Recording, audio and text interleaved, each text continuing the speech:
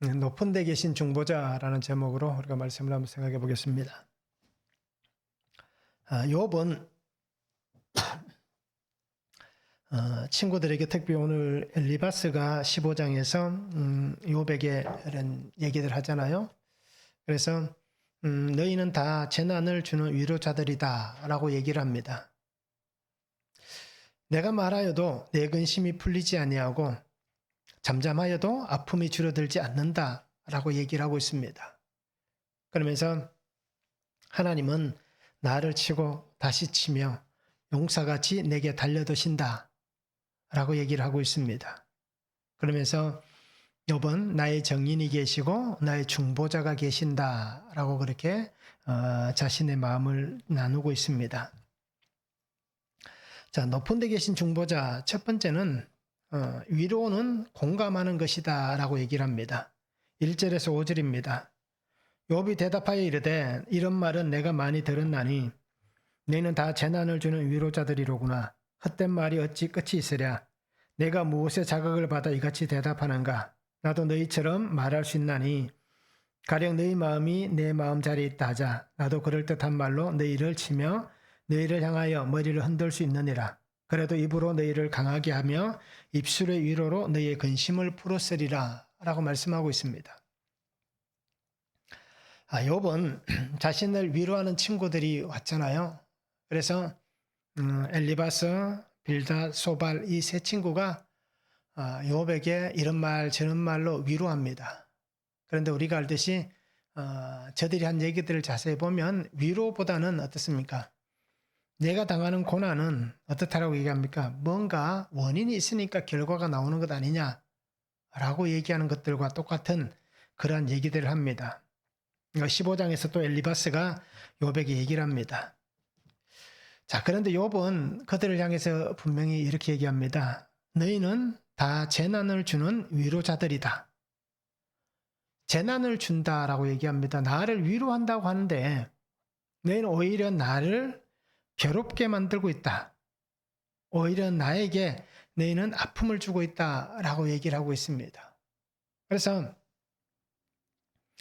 나를 위로하기 위해서 당신들이 내게 말을 하고 있지만 그런데 그 말이 내게 위로가 되지 않는다라고 얘기하는 것입니다.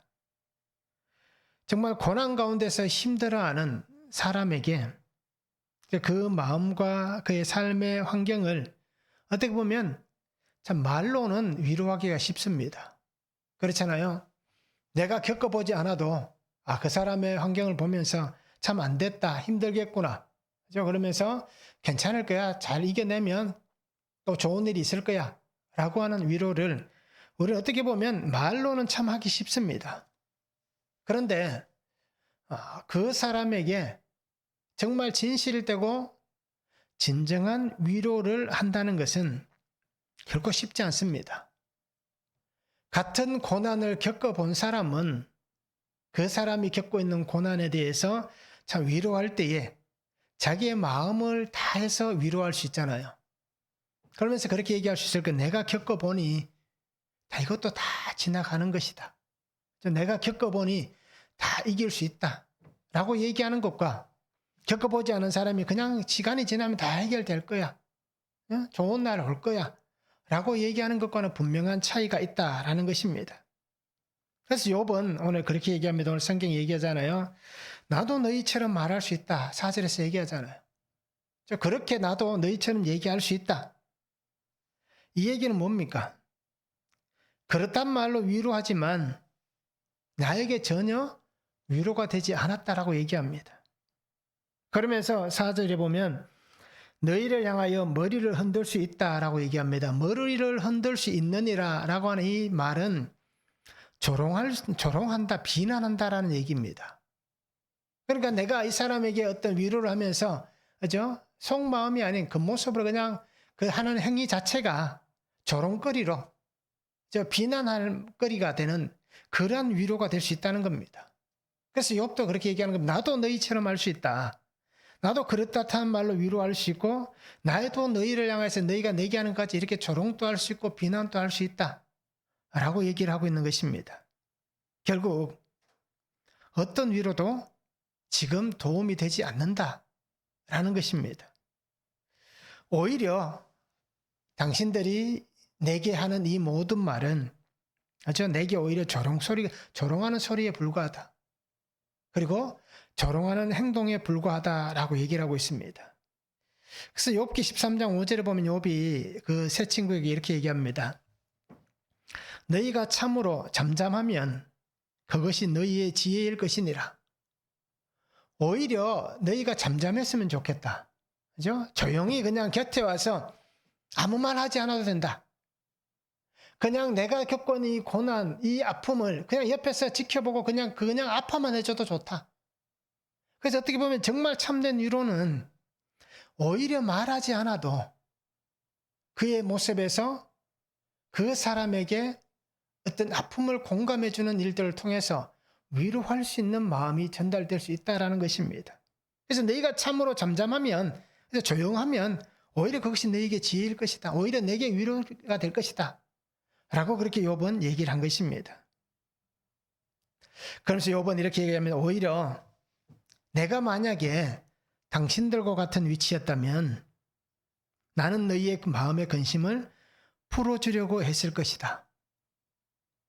말로 위로하기 위해서 그런 어떤 비난이나 조롱하거나 봐라 네가 죄가 있으니까 내가 하나님 앞에 죄를 범했으니까 죄를 짓지 않고는 어떻게 이런 고난이 오느냐 이러한 어떤 얘기들 그것이 아니라 오히려 나는 마음을 가지고 당신들의 그 근심한 마음을 풀어주려고 노력했을 것이다 라고 얘기합니다. 그래서 이렇게 얘기하는 것은 바로 그런 겁니다. 위로는 욥의 얘기를 통해서 보면 공감하는 것이다 라고 얘기할 수 있습니다. 공감입니다.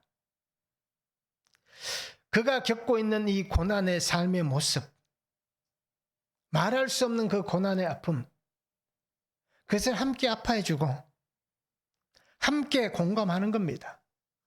그냥 묵묵히 손을 잡아줘도 되고 묵묵히 바라봐도 되고 또 묵묵히 그 자리에 앉아서 함께 탄식하며 눈물 흘려줘도 되는 것입니다. 결국 공감한다는 뜻은 어떤 겁니까?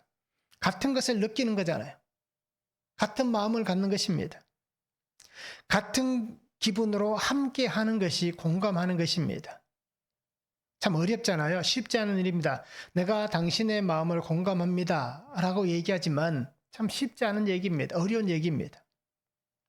그럼에도 어떤 말이나 행동이나 그런 표현이 아니라 할지라도 그냥 그 자리에서 함께 견뎌주는 것만으로도 우리는 그 사람에게 좋은 이런 공감의 어떤 파장을 일으킬 수 있다는 겁니다.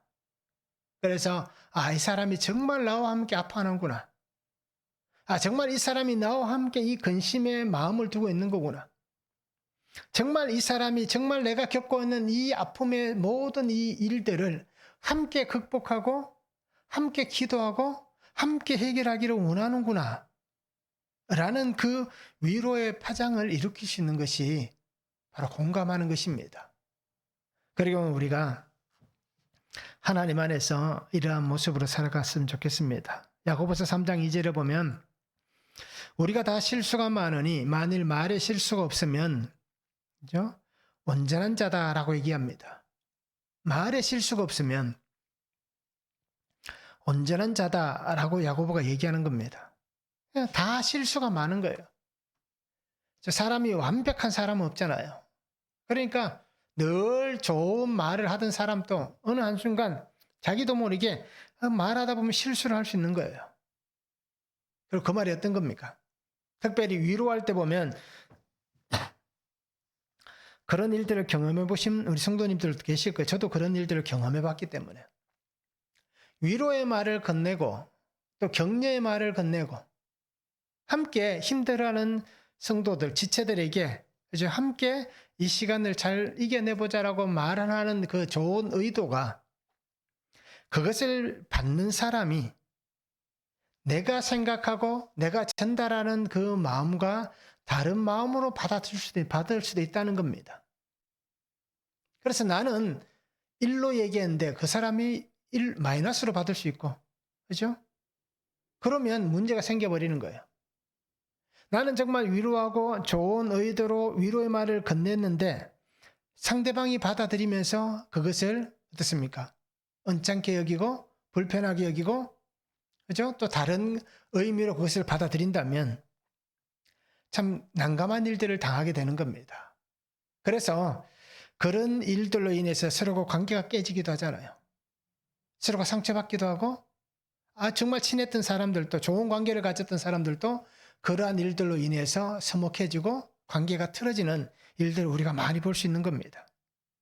그리고 누구나 한 번쯤은 다 이런 일들을 겪어보았을 겁니다. 그리고 우리는 어떻게 보면 욥이 말하는 것과 똑같이 말하는 것보다는 오히려 삶으로 함께 공감하며 함께 어떻습니까? 위로받고 위로할 수 있는 그러한 우리의 믿음의 삶을 살아가는 삶이 되면 참 좋을 것 같습니다. 그래서 섣부른 말 한마디보다는 그냥 묵묵한 침묵이 오히려 더 큰 힘이 될 수 있고 은혜가 될 수 있다라는 것입니다. 한번 적용해 보시기 바랍니다. 위로의 말을 건넸는데 오히려 관계가 더 힘들어진 적은 없습니까? 근데 나는 좋은 의도로 얘기했는데, 그죠? 근데 오히려 그 말 때문에 관계가 힘들어지거나 관계가 틀어지거나 아니면 그런 일들로 인해서 서로가 상처를 주는 그런 일들은 없었는지 우리가 한번 적용해 보시기 바랍니다. 위로의 말보다 오히려 옳고 그름을 따지며 판단하고 있지는 않습니까? 나는 어떻게 보면 공감하는, 그죠? 위로한다는 것을 공감이라고 표현한다면 공감하는 말보다, 그죠? 옳고 그름, 이게 맞다, 틀리다, 이런 옳고 그름을 더 따지고 판단하고 있지는 않는가? 우리가 한번 적용해 보시면 좋겠습니다. 두 번째는 이해할 수 없는 삶의 일들을 주님께 솔직히 내어놓아야 됩니다. 6절에서 17절입니다. 내가 말하여도 내 근심이 풀리지 아니하고 잠잠하여도 내 아픔이 줄어들지 않으리라. 이제 주께서 나를 피로하게 하시고 나의 온 집안을 패망하게 하셨나이다. 주께서 나를 시들게 하셨으니 이는 나를 향하여 증거를 삼으심이라. 나의 파리한 모습이 일어나서 대면하여 내 앞에서 증언하리이다. 그는 진노하사 나를 찢고 적대시하시며 나를 향하여 이를 갈고 원수가 되어 날카로운 눈초리로 나를 보시고 무리들은 나를 향하여 입을 크게 벌리며 나를 모욕하여 뺨을 치며 함께 모여 나를 대적하는구나. 하나님이 나를 악인에게 넘기시며 행악자의 손에 던지셨구나. 내가 평안하더니 그가 나를 꺾으시며 내 목을 잡아 나를 부서뜨리시며 나를 세워 관역을 삼으시고 그의 화살들이 사방에서 날아와 사정없이 나를 쏘므로 그는 내 콩팥들을 꿰뚫고 그는 내 쓸개가 땅에 흘러나오게 하시는구나. 그가 나를 치고 다시 치며 용사같이 내게 달려드시니 내가 굵은 배를 꿰매어 내 피부에 덮고 내 뿔을 티끌에 더럽혔구나. 내 얼굴은 울음으로 붉었고 내 눈꺼풀에는 죽음의 그늘이 있구나. 그러나 내 손에는 포악이 없고 나의 기도는 정결하니라 말씀합니다.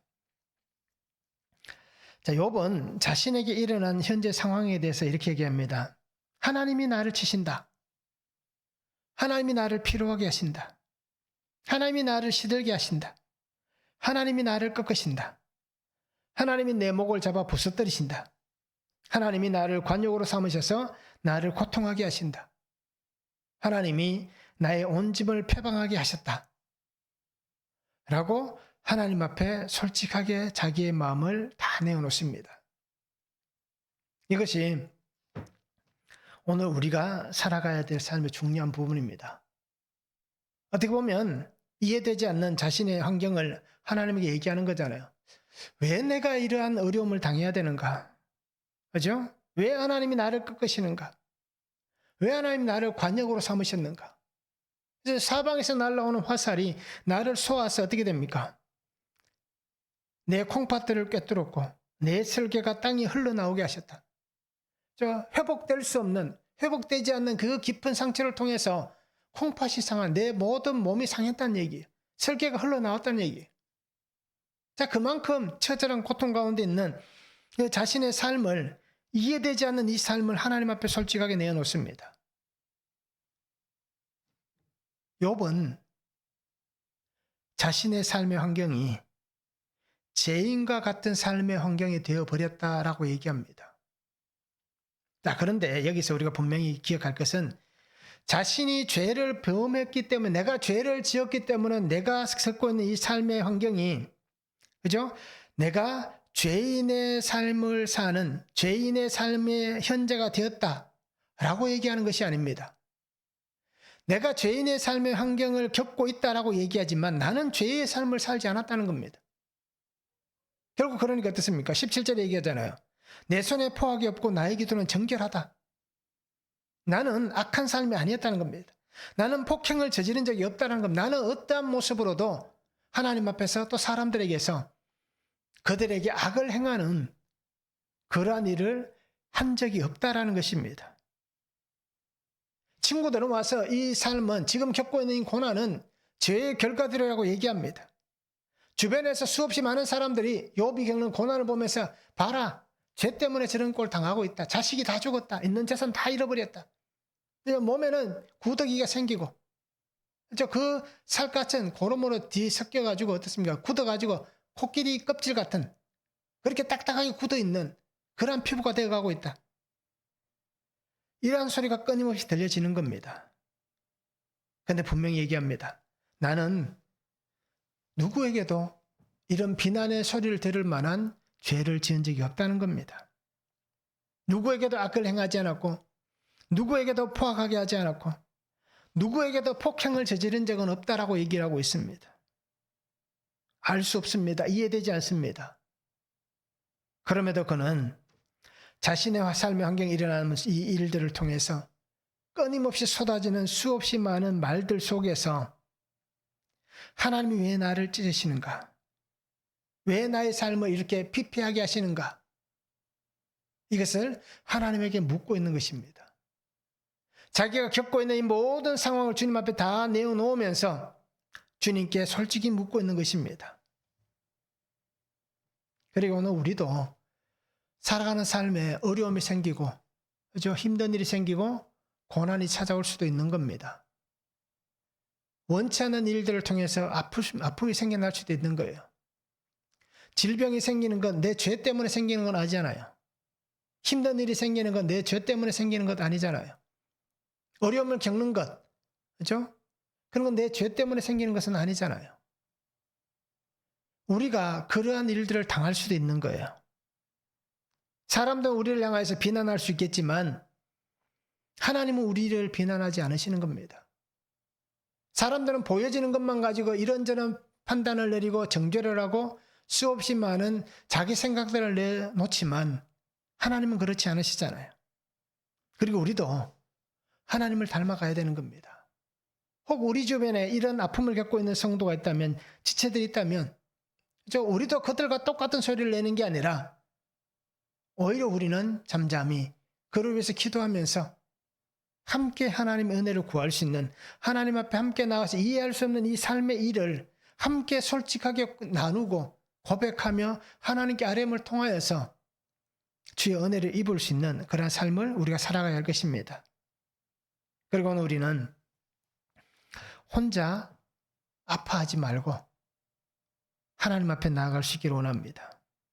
그리고 혼자 아파하지 말고 함께 신앙생활하고 있는 공동체 안에 함께 그 일들을 나누면서 내게 일어난 이 일들을 통해서 함께 주의 은혜를 구할 수 있는, 또는 먼저 그런 일들을 겪었던 사람이 그들에게 약재료가 되어서 하나님의 은혜를 나누어 줄 수 있는 그러한 공동체가 되어야 하는 것입니다.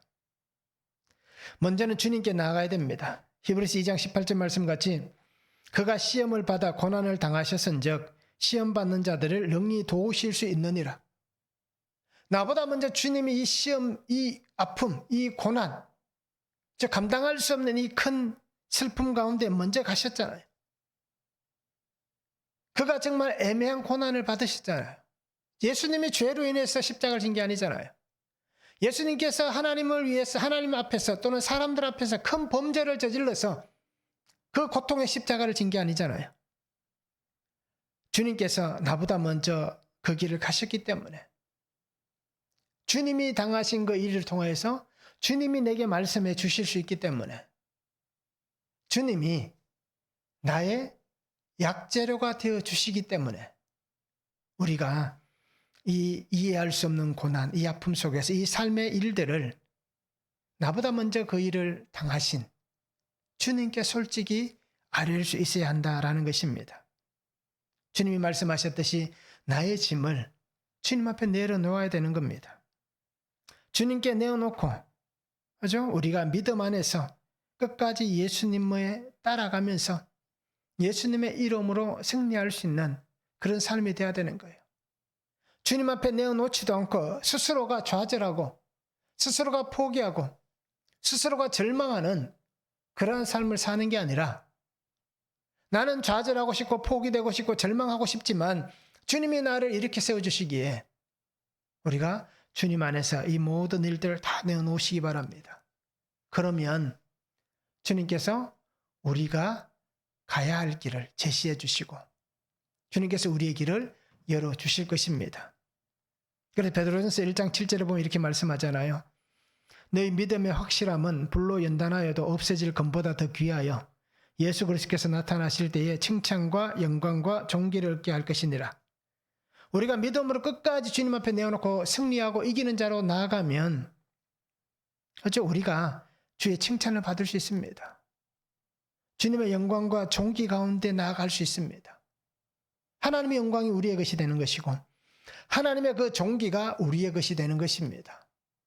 그리고 우리는 나는 일어날 힘이 없고 그렇죠? 나는 주저앉아 있고 싶고 나는 계속 그냥 그 누워있는 상태에서 멸망해 죽을 때까지 그냥 계속 누워있고 싶지만 주님이 나를 일으켜 세우십니다.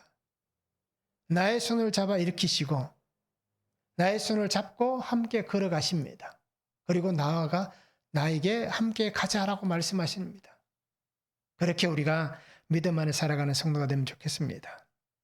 그래서 우리는 이해할 수 없는 삶의 일들을 주님께 내어놓음을 통하여서 나를 향하신 아버지의 마음을 우리가 말씀 안에서 깨달아갈 수 있는 겁니다. 나에게 말씀하시는 그 하나님의 말씀이 내가 겪고 있는 이 삶을 해석해낼 수가 있는 것입니다. 하나님의 그 은혜 안에 거하면 흔들리지 않는 믿음을 가지고 내게 맡겨놓으신 이 삶의 길, 주님께서 나에게 살아가기를 원하시는 삶의 길을 우리가 끝까지 삶의 여정을 잘 이겨나갈 수가 있는 것입니다. 그리고 우리는 이 은혜 안에서 이 모둠으로 살아가는 귀한 삶이 되기를 원합니다. 한번 적용해 보시기 바랍니다.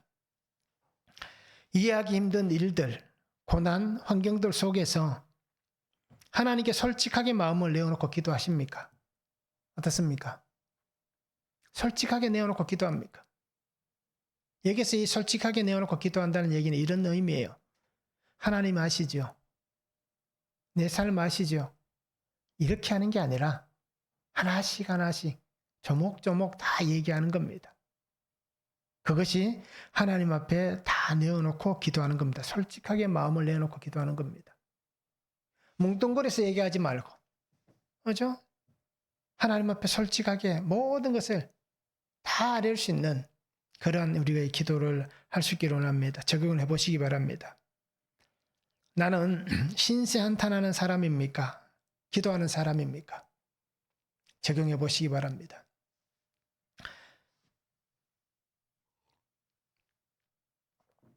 세 번째는 나의 중보자가 계십니다. 18절에서 22절입니다. 땅아 내 피를 가리지 말라. 나의 부르짖음이 쉴 자리를 잡지 못하게 하라. 지금 나의 정인이 하늘에 계시고 나의 중보자가 높은 데 계시니라. 나의 친구는 나를 조롱하고 내 눈은 하나님을 향하여 눈물을 흘리니 사람과 하나님 사이에와 인자와 그 이웃 사이에 중재하시기를 원하노니 수년이 지나면 나는 돌아오지 못할 길로 갈 것임이니라. 욥은 자신의 무죄, 자신이 살아온 삶에 대해서 나는 죄가 없다 라고 얘기를 합니다. 그것이 17절에 말씀하잖아요. 내 손에는 포악이 없고 나의 기도는 정결하니라. 나는 정말 하나님 앞에서나 사람들 앞에서 죄를 범한 적이 없다라고 얘기합니다. 그러면서 욥은 자신에게 닥쳐온 일들, 자신의 고통, 또 자신의 아픔, 피를 쏟아내는 것 같은 이 큰 어떤 그 마음의 고난, 고통, 이 모든 삶의 일들을 어떻게 얘기합니까? 숨기지 말아라 라고 얘기합니다. 그러면서 내가 정의를 찾기 위해서 늘 부르짖는 이 부르짖음이 허공에 흩어지게 하지 말아라 라고 얘기하고 있습니다. 그러면서 나는 눈물로 하나님께 호소합니다. 눈물로 하나님을 향해서 기도합니다 라고 그가 얘기를 하고 있습니다. 그러면서 욥은 나의 정의는 하늘에 계시고 나의 중보자는 먼 데 계신다, 높은 데 계신다 라고 얘기를 하고 있습니다. 즉 하나님께서 나의 중보자, 하나님께서 나의 중재자가 되신다 라고 그렇게 얘기를 하고 있는 것입니다. 자, 사람들은 자기를 조롱합니다. 그럼에도 내가 조롱받고 있는 이 삶의 모습이지만, 그러나 이 삶 속에서도 하나님은 나를 중보하고 계신다. 나를 중보하시는 분은 하나님이시다. 욥은 자신의 중보자를 분명히 알고 있습니다. 자, 그러면 나는 나의 중보자가 누구인지 아십니까? 나에게는 중보자가 있는가라는 것입니다. 우리가 삶의 길을 걸어갑니다. 그리고 우리는 또 신앙인이기 때문에 삶의 길만 걸어가는 게 아니라 신앙의 길도 함께 걸어가고 있습니다. 내가 걸어가고 있는 이 삶의 길과 이 신앙의 길, 이 모습 속에 나의 중보자는 누구이십니까? 이것을 다르게 얘기하면 그렇게 표현해도 좀 무방할 수 있을 것 같아요. 나에게 영향력을 주고 나에게 어떻습니까? 나에게 큰 어떤 그런 힘이 될 만한, 버팀목이 될 만한, 또 내가 정말 배우고 따라갈 만한 그러한 어떤 가치, 그것은 무엇인가라는 겁니다. 오늘 나의 가치는 뭡니까? 내가 삶의 길을 걸어가면서, 신앙의 길을 걸어가면서 내가 가지고 있는 가치는 무엇입니까? 이것을 우리가 신앙인이기 때문에 과연 나의 중보자는 누구인가라는 것입니다. 디모데전서 2장 5절에 보면 바울이 디모데에게 이렇게 얘기합니다. 하나님은 한 분이시요 또 하나님과 사람 사이의 중보자도 한 분이시니 곧 사람이신 그리스도 예수라. 바울은 디모데에게 너의 삶의 중보자는 예수 그리스도시다. 하나님이 한 분이신다. 즉 이 하나님이 나의 중보자시다. 너의 중보자시다. 예수님이 나의 중보자고 예수님이 너의 중보자다 라고 얘기를 하고 있는 것입니다. 정말 우리가 성도님들이 믿음으로 살면서 예수님께서 나의 중보자이십니다 라는 이 신앙의 고백이 있습니까? 이 삶의 고백이 있습니까? 어떻습니까? 예수님께서 나의 구원자이십니다. 예수님께서 나를 하나님께로 인도하실, 하나님께로 나를 이끌어 가신 정말 나의 길이십니다 라는 이 고백이 있습니까? 하나님은 예수 그리스도를 통하여서, 또 예수님은 나를 하나님 앞에서 나를 구원시켜 주실, 구원하신 그 구원의 주님이시다 라는 온전한 믿음이 있는가 라는 것입니다. 예수님께서 육신의 몸을 입고 오셨습니다.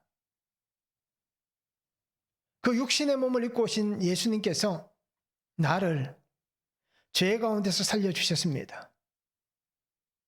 나를 살리시며 나를 영원한 하나님의 나라로 인도하고 계십니다.